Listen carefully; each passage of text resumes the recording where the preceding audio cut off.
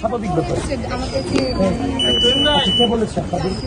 প্রত্যেকটা জায়গাতে প্যানেলিস্ট দেওয়া হচ্ছিল, কারণ প্যানেলিস্ট না দিলে এতগুলো সংখ্যাটা মনে রাখবে কি করে? এটা দিচ্ছিলেন তো সবাই দেখে ফেলেছে, আজকে তো করার কথা না। প্যানেলিস্ট দাও, আমি কিছু জানি সাথে কথা বলতেছি। মুখে কথা বলেন, কিন্তু আপনার প্রচারপত্র দেওয়ার কি আছে আজকে? কি হচ্ছে, কি দিয়েছে? আপনি দেখছেন না, পুরো একটা লিস্ট ধরিয়ে দিয়েছে।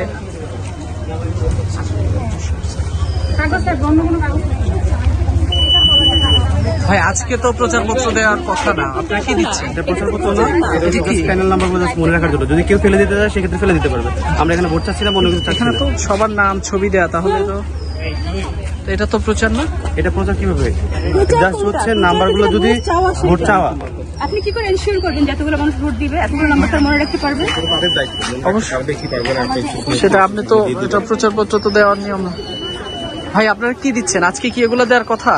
মানে প্রচারণা কি আজকে চলার কথা? আপনি কি দিচ্ছেন দেখে একটু? ব্যক্তিগত প্লাস হচ্ছে জাস্ট কেউ যদি ফেলে দিতে চায়। আচ্ছা, আপনার কোন প্যানেলের ইয়া দিচ্ছেন? আবেদ হামিম মায়ের পরিষদ।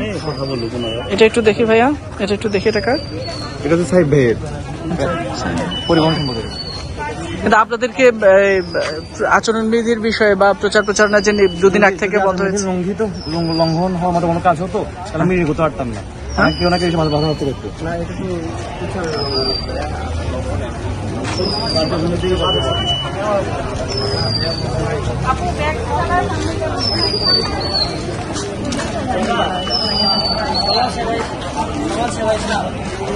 বলতে হবে।